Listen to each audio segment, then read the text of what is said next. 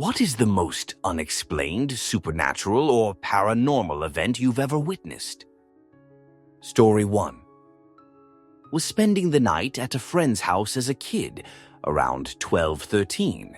Parents weren't home, so we decided to go out, do some ding-dong ditching, get into some young angsty debauchery. We get home and it's around 1 or 2 in the morning. Cue a ringing of the doorbell. Naturally, we think it's the cops or a pissed-off neighbor. My friend had a small window that looked out onto the front porch that you couldn't really see into from outside, so we took a peek at who was calling at such a late hour. Standing at the door was an old woman in a dress and a young boy in a weird newsy outfit.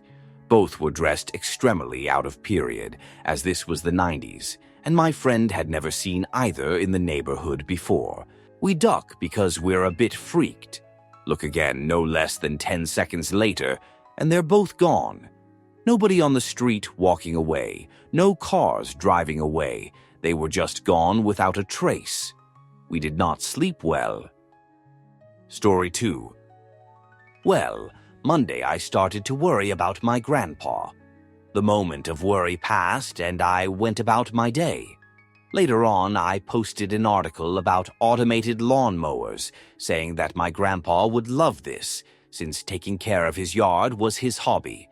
Literally, right after I hit share, my dad calls me. We all know this feeling. It's that drop in your stomach when you know something terrible has happened, or it's about to. The feeling that your world has changed, and there's nothing you can do. Anyways, he tells me that my grandpa was rushed to the hospital with a bladder infection, followed by several heart attacks. But he's still alive. I didn't think anything about worrying earlier, at least until I woke up the next morning. My dream that night was what made it click in my head, I guess. In the dream, I was sitting in my grandpa's shed watching something, and he sits down next to me. Without any pretense, he starts talking. The next few weeks are gonna be hard and they will test you. Don't worry about me. In a few hours, I won't have any use for it. We ended up spending what seemed like hours talking about a lot of personal things I honestly didn't know or didn't remember about my grandpa, most of which my dad and his brother have confirmed to be true, although a little exaggerated apparently. Grandpa didn't die until around noon on Tuesday, pretty much just a few hours, 3-hour time difference, after my dream. I'm not religious, nor will I be, but for fudge's sake, what the fudge? I know the subconscious mind can do things like this, but some of the details he told me about his life are things I wasn't there for, or even alive for. Story 3. I was annoyed with my daughter because she hadn't cleaned her room in weeks, so when I walked by her room and saw her standing there, I assumed she was doing what I said. A few minutes later, she walked out of the shower in the bathroom with a towel wrapped around her and asked why I was looking at her strangely. When I asked her who was in her room, she looked scared, too. I never figured out who that was, but they didn't clean up the room either. Story 4. When I was around 6 or 7, we had a cat that had kittens. We knew it had kittens because it was pregnant, and then it wasn't anymore. The problem was that we had no idea where the kittens were. I was wondering about it and looked right at the cat and sort of thought in my mind, "Where are your kittens?" But without using words, if that makes any sense. Immediately, the location came into my mind. It was through some broken boards just above our porch that our cat could jump into from pillars on the side of the porch. I knew that they were there. I walked straight over there, climbed onto the stone pillar, and looked through the hole in the boards. The kittens were right there. I've never had a similar experience again in my life. Answer. When my brother and I were little, there was a stray calico we'd always see. She eventually had kittens by a Manx, apparently, because one of the kittens was a Manx. My brother and I would go out to interact with them. Totally would have taken them in, but our parents are allergic. We gave them all names. His favorite was Milo, an orange tabby. My favorite was Moonlight, a black cat. They all grew up, start roaming, but Milo Moonlight stayed in our woods the longest. I dreamt that Moonlight approached me, thanked me for our goodwill. She said that her daughters, granddaughters would know that our area was a safe place, that as long as we lived here, they would return. Thus, implied but not said, was that we'd know them by their black coats. I'm 27 now, still living in the same house. It's true, we've seen multiple black cats grow up around our area. It's never a group, always one at a time, but we can tell when they are the next generation. Story 5. I posted this story in other places. I once found my pet tortoise in a tree, casually munching on some leaves. All the evidence surrounding the story is conflicting and doesn't give us any answers. Edit. The tortoise's name is Speedy, not Tiddles, and she is way too heavy for even a pair of bald eagles to pick her up. Story 6. When I was about 10, I saw a large rocket fly almost vertically down into the sea. This was on a small Mediterranean island, and there was no explosion or mention on the news. No sign of it after it entered the water. No one else was nearby to see it. Story 7.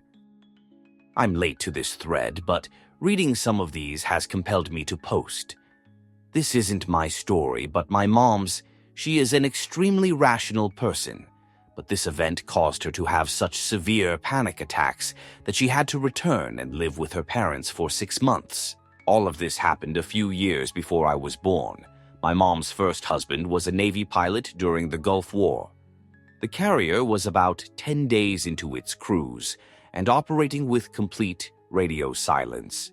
She hadn't heard anything from the ship since it left, but that was to be expected. This was a war. On that night, about 10 days into the cruise, my mom woke up suddenly in the middle of the night. She saw her husband standing in the room. It wasn't an ethereal form either. He appeared solid and utterly the same. The only thing different about him was that his head was shaved. He only had one thing to say: goodbye. This whole experience startled my mom, and she couldn't get back to sleep. She went to the kitchen to get some water when the doorbell rang. All military wives know what the late-night doorbell means. Her husband had suffered a massive heart attack and died aboard the carrier. She was grief-ridden, but reasoned that the apparition had been a hallucination born of the stress of having a spouse deployed. Besides, with his head shaved, he didn't even look that familiar. Her mother and mother-in-law flew out immediately to plan for the funeral and receive the body. She stayed strong until the first viewing of the body. Her lifeless husband was bald. In a letter from his NFO, the shaved head was explained as the result of a lost bet. There had been no way of knowing that his head had been shaved, and my mom suffered a minor mental break. Answer. My grandmother recounts events like this often happening to her and those around her. It's what keeps her religious. It's always a deceased family member coming to the house or bedside of someone who passes within a few days of said visit. She believes they are coming to pick them up, in a sense. My mother and younger brother had similar experiences leading up to my grandfather's passing, so at this point, most of my mother's side of the family is well engrossed in the belief that the dead come to visit the terminally ill. Story 8. My dad died in a house fire in 1991. I was home at the time on the other side of the house from him. He was sleeping at the time. When I tried to wake him to get him out of the house by breaking a window and trying to jump into his room, I heard him say something, but I don't know what.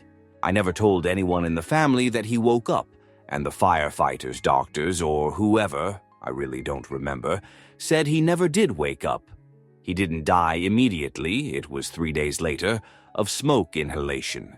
A few days after he died, my sister told me she had a dream where he wanted her to let me know that he was telling me to get away from the house.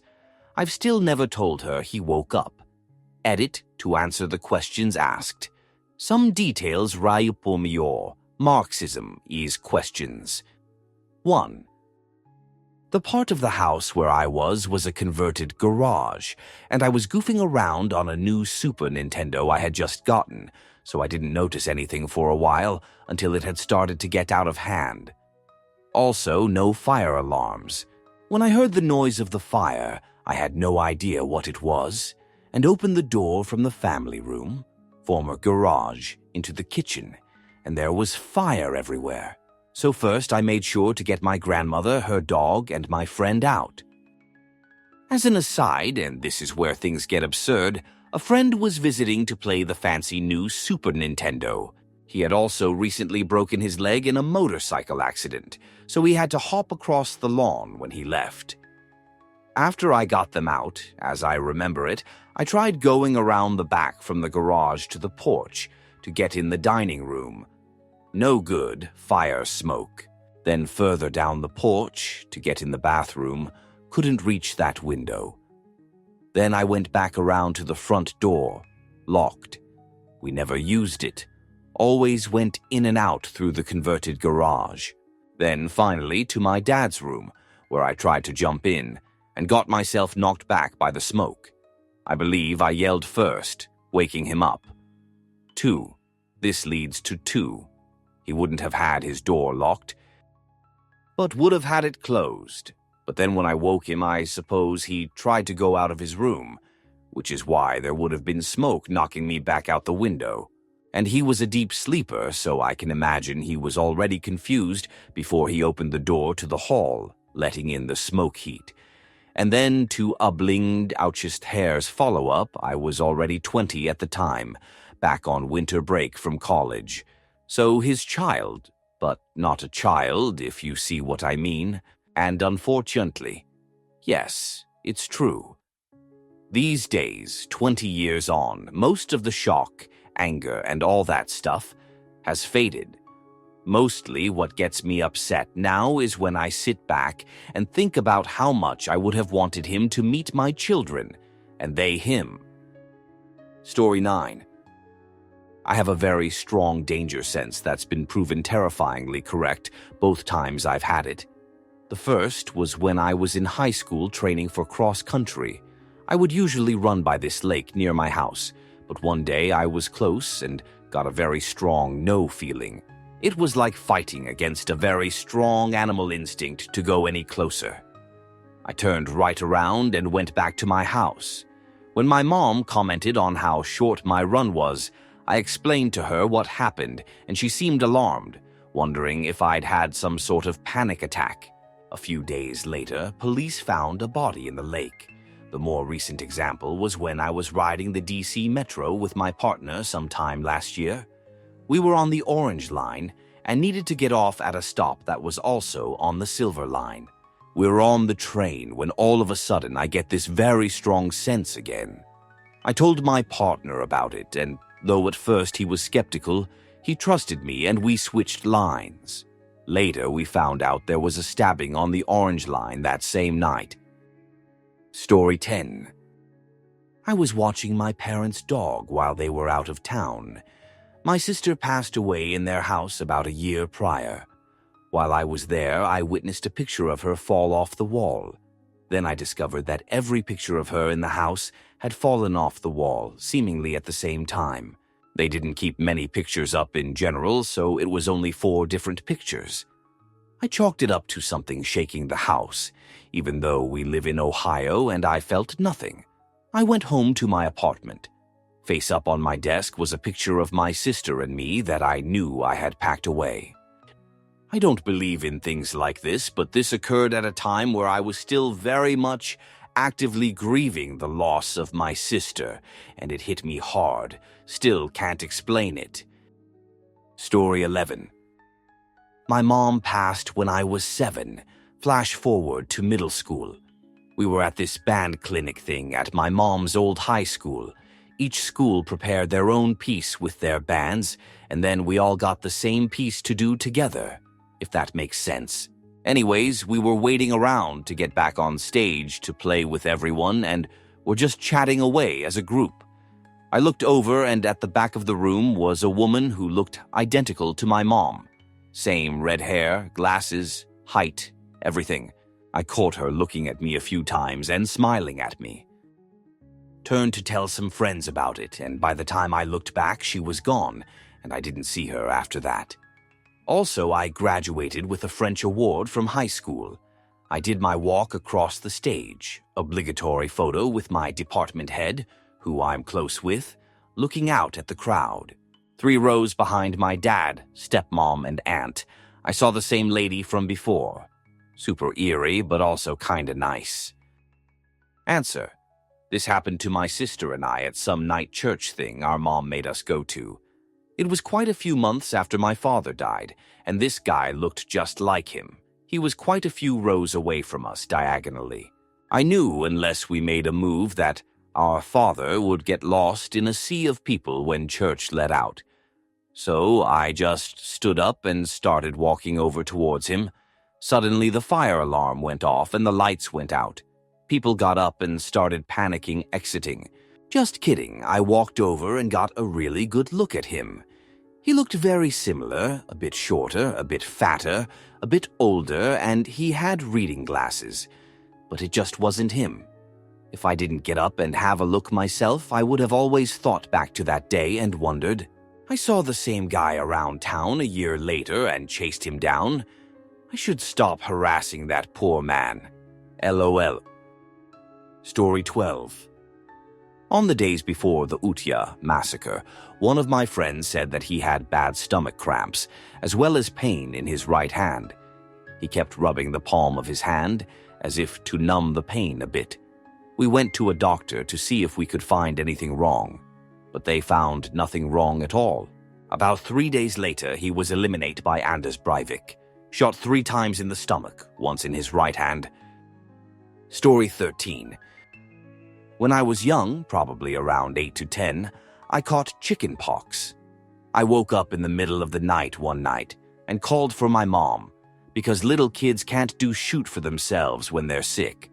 A woman came into my bedroom and sat on my bed and stroked my hair until I fell asleep. For whatever reason, I thought it was my grandmother, but she was dressed funny. When I woke up the next morning, I went downstairs for breakfast and asked where my grandma was, and naturally, my mom told me that she was at her house like she always was. I told my mom she'd been in my room the night before, and my mom laughed and said that I'd just been dreaming. However, my aunt, who tended to believe that sort of thing more, was babysitting me that day. The upside to chicken pox meant there was no school for me, and I told her the story. She asked me to describe the weird outfit, and it was a nurse's outfit from the 50s, early 60s. My family knew the previous owners of the house. The wife was a nurse in the 50s and had died a few months previously. Can I say with 100% certainty that I had an encounter with a spirit? No, but it's certainly a spooky coincidence. Story 14. I have a lot of stories, but I'll go with my favorite. My grandpa, who was a tough-as-nails WY Marine vet, had a little stuffed bunny. He kept it out in the open, and when he would walk past it and thought no one was looking, he would pet it. Big old tough guy petting a little stuffed bunny in adorable secrecy. It was an ongoing family joke. Anyways, he committed tragic end, and we all went to the house to deal with the police and ME and everything. We stayed in the house that night, and it had an overall creepy vibe because of what had happened. We were all naturally upset and struggling and doing dumb things to try to make ourselves laugh, to try to deal with it. And we realized the bunny has been moving, like it would be on the dining table, and then we would see it in the den an hour later. I thought someone was doing it as a joke, but everyone swore they wouldn't do that, and we never caught anyone doing it. I kept an eye on that bunny the entire week. Never saw anyone touch it, but it would still be moved. I think Granddad was playing jokes on us. Not the most convincing or scary story, but I like it. His cell phone also called his landline. That was weird. Edit. Thank you guys for your funny additions to this story.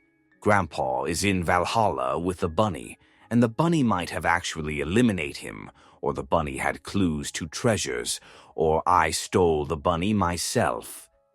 You guys always know how to lighten these things up. I love it. Story 15. Making toast late one night facing the kitchen bench, eating for a good 5-10 mins. Cleaned up and turned around, and every single cupboard door and cutlery drawer were open. They were all closed when I went into the kitchen, and there was no way anyone could have snuck in and done it because I was home alone. I also didn't hear them open in the time I was there. Scared the shoot out of me, so I froze, let it register for a few seconds, then calmly closed everything and went back to my room to hide until daylight. One of a few weird things to happen growing up. Answer. Another time, my brother kept having chronic nightmares for weeks, to the point where he didn't want to sleep in his bed anymore. They were recurring dreams of an old woman who would always be shrouded in shadow and try get at my brother. One night, I decided to sleep in that bed and had one of the freakiest dreams I've ever had.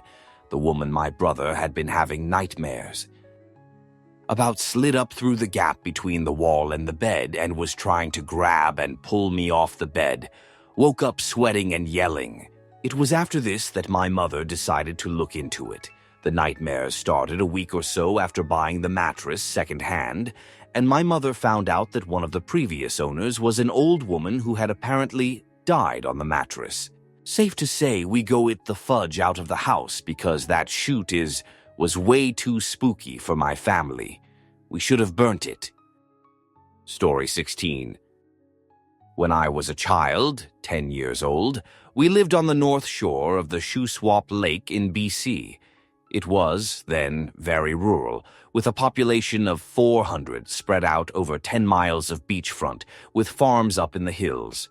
No town, just a store, a post office, and an old Indian trail that wound through the forest for perhaps a half-mile near where I lived. We played on the trail all the time. One afternoon, my family, mother, father, brother, myself, and a friend went for a walk along the trail. My friend and I ran ahead at one point, out of sight of everyone. We stopped and were looking around, and off in the forest was a man slumped over a fallen, rotting log with chickens pecking around him. I can still feel, and I'm talking 50 years in my past, the adrenaline blasting up my back as the figure lifted its head and looked at us with empty, pecked-out eyes. We screamed as both of us saw it and ran back to the adults. When my parents came to the spot with us, only the rotting log was there. To this day, I would not dare walk that path by myself. Story 17. Somewhere out in the mountains near Mammoth, CA, as a kid, my dad, myself, and a few family friends were out gazing at the stars. Being as I was from LA, I think it was the first time I'd ever seen the stars without light pollution, so I was fascinated. I pointed out to a cluster of 3 stars and said, "Hey, look, it's Orion's belt." My father corrected me and showed me that Orion's belt was elsewhere, so I asked, "Well, what constellation is that then?" and pointed back to the one from before. He conceded that it did look very similar to Orion's belt, but that he couldn't tell what it actually was. A little while later, what appeared to be the middle star of the 3 started moving, quickly. It zigzagged through the sky for several seconds before its brightness intensified, and then, just like that, it disappeared. To this day, the only thing I can think of that it could possibly be was some kind of experimental drone, but this was in the early 90s, and I'm not sure drones existed back then.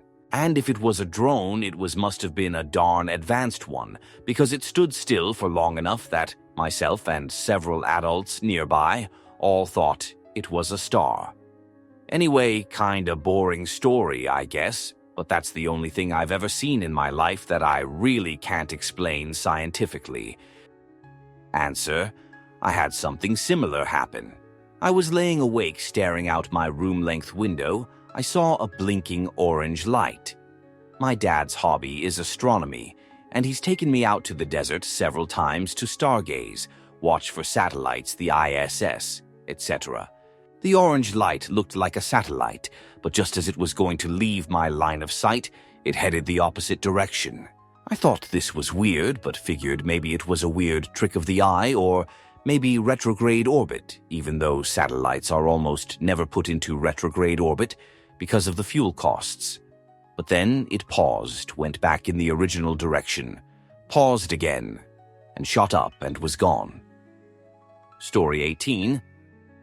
Not me, but my stepfather's best friend, call him Jim, has supposedly been experiencing paranormal activity since he was a teenager.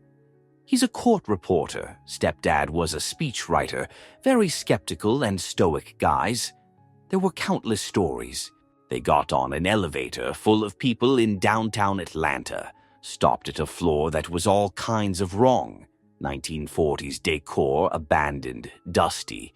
Then the elevator went back down and opened on the opposite side of the building. Jim's dog died. A week later, the stereo turned on by itself and started playing a song Jim loved to play for his pet. No CD inside. It had snowed the night before, and there were paw prints in the backyard leading to the house, but none near the gate. He frequently finds giant piles of coins under his pillow. He lived in London for a time, thinking he'd escaped the spirit, which had begun to scratch him hard on his arms and legs. After 6 months, he found a little pile of pennies in his bed, even though he hadn't been carrying American coinage. I personally witnessed one strange event while Jim was around. Was walking down the stairs and felt something whip past my head and heard it hit the wall. Looked down and saw a quarter dated 1948. I thought my sister was messing with me, but she was down at the lake with everyone else. Story 19. I guess this qualifies. When I was in 5th grade, I was walking under a portion of my school's covered walkways. It was raining, but not heavy. I was walking in a straight line and someone yelled, "Ball," to my right, so I turned my head, but kept walking forward. When the excitement of a ball possibly coming towards me wore off, I remembered there was a pole nearby and stopped in my tracks to make sure I didn't hit it. I looked around and realized the pole was behind me. My wet footprints were leading up to the pole and leading away from the pole. Somehow I had walked in the same path the pole was on, but didn't hit the pole. Not exactly too spooky for me, but still the most supernatural. Story 20. I saw the Phoenix Lights with my own eyes. Been an intense UFO alien government conspiracy nut ever since. Edit. The Phoenix Lights were a series of lights that appeared one after another on March 13th, 1997, forming this huge arc. They floated in the air for an hour or so. Thousands and thousands of people reported seeing a silent craft the size of a football stadium passing over their homes as well, including the governor at the time, Fife Symington. It was never fully explained. Answer. My SO has a family friend that his pilot, who was working that night, is the SW Airlines hangar. I was told that they could see on their radar that it was one massive unit, ship, over the city that all the lights were coming from. The nearby military Luke Air Force Base informed Phoenix Sky Harbor Airport that they absolutely could not share what they saw, and it was classified information they could lose their job over. All outgoing flights during that time were canceled, and planes were unable to land. The pilots all knew what they were seeing and were scared out of their minds. Story 21. You should know that I consider myself to be a very rational person. I'm not superstitious, and I don't believe in psychic powers or the supernatural. My best friend, Travis, and I used to play guitars together almost every day. That's not important now, but it will be later. One day we decided to go to the beach with our girlfriends and take some mushrooms. After a little while, when the mushrooms were kicking in, Travis said that he wanted to wander off alone, so I stayed with our girlfriends. We all had a great time. As the sun began to set, Travis' girlfriend asked me, "Where's Travis?" None of us knew where he was, but I could hear him playing the guitar, so I suggested that we just follow the sound of the music until we got to him. The girls told me that I must have really good hearing because they couldn't hear anything. I said, "Well, I can definitely hear it, so just follow me." Now, here's the strange part. I followed the sound for several minutes into the forest and went directly to him. But when we reached him, he did not have a guitar, and I realized that we had left our guitars at home. I still have no idea how that happened. Story 22.